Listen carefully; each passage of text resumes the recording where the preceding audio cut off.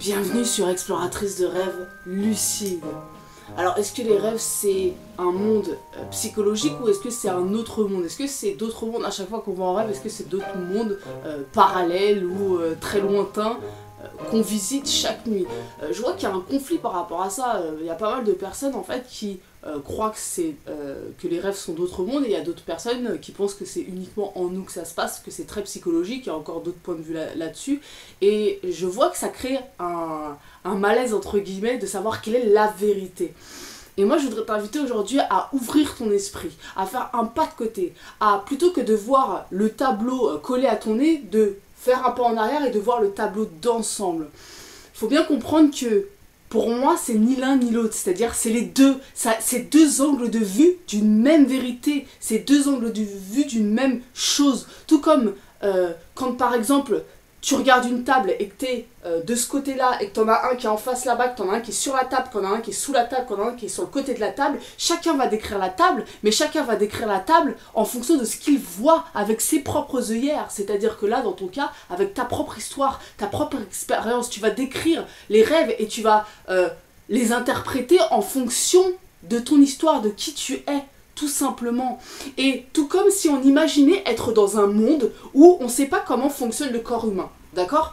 T'as ton corps humain, tu marches tous les jours, on est des millions de personnes sur la Terre à marcher, mais on ne sait pas comment on marche, il y a un mystère, il y a les scientifiques qui se penchent dessus à savoir comment on marche. Et là, t'as tout un tas de théories qui viennent preuve à l'appui que la vérité c'est ça. Il y en a qui vont dire quoi? Qui vont dire c'est grâce aux muscles. En nous on a des muscles et c'est grâce aux muscles que les jambes avancent et marchent. Il y en a qui vont dire n'importe quoi, qu'est-ce que tu me racontes avec ton histoire de muscles? C'est les ligaments. On a des ligaments dans le corps et c'est grâce aux ligaments que les jambes marchent. Il y en a qui vont dire mais n'importe quoi, on a des os, c'est grâce aux os. Et il y en a un autre qui va arriver qui va dire mais qu'est-ce que vous racontez? C'est grâce au cerveau, c'est grâce aux parties du cerveau qui s'activent. Et chacun va dire non mais dans le cerveau il y a ci, il y a ça. Et puis il y en a un autre qui va dire mais non c'est un courant d'énergie qui nous traverse et c'est grâce à ça qu'on marche.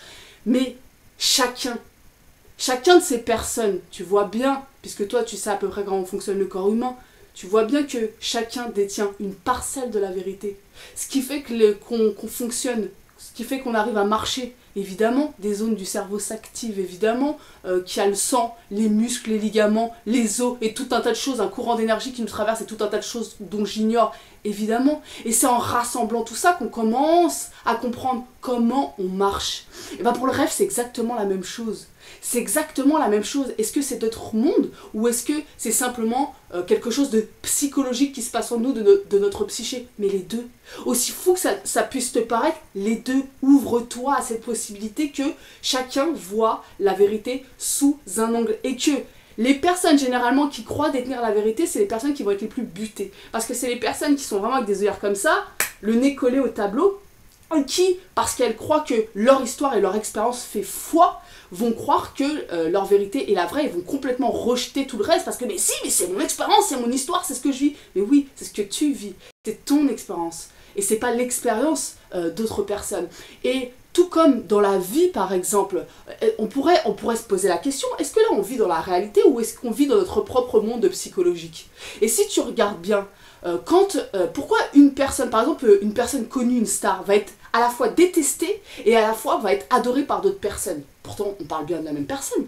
On devrait tous avoir le même avis sur chacun. Mais non, on n'a pas le même avis sur les gens. Pourquoi? Parce que simplement on projette des parts de nous-mêmes, des parts de notre psyché, de notre psychologie sur ces personnes-là.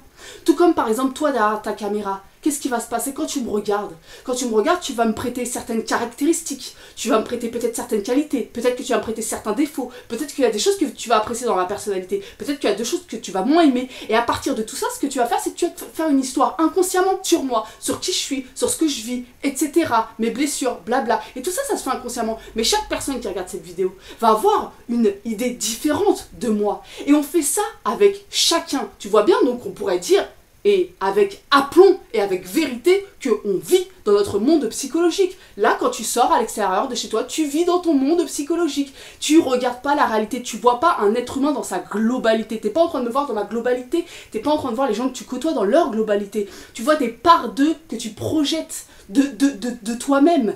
Et tout comme on le fait avec nous-mêmes aussi, c'est-à-dire qu'on ne se voit pas dans notre globalité. On se voit pas dans notre globalité, on projette des choses sur nous-mêmes. Souvent, c'est des choses qu'on emprunte d'ailleurs aux autres, aux adultes, quand on a été enfant. On projette surtout, donc on vit dans notre monde psychologique. On ne voit pas les choses dans leur vérité, dans leur globalité. Pas du tout. Et donc pour le rêve, c'est la même chose. C'est exactement la même chose. Est-ce que c'est d'autres mondes, le rêve? Oui. Est-ce que c'est notre psychologique? Est-ce que c'est des parts de nous, de notre psychique? Oui. Est-ce que, après je sais pas, moi je te parle de 2 points de vue, sur les 2 sur lesquels je suis axée, mais il y a tellement d'autres possibilités. On pourrait aussi parler de la paralysie. Est-ce que c'est des entités que tu vois sombres? Oui. Est-ce que c'est simplement des projections de toi-même quand tu vois des entités? Oui. Tu vois pas ce que je veux dire? Et là, en fait, tu vas te dire, mais attends, ça me perturbe, j'ai besoin, parce que l'être humain a besoin de sécurité, de limites, de comprendre. Mais c'est là où t'en reviens à toi, qui tu es.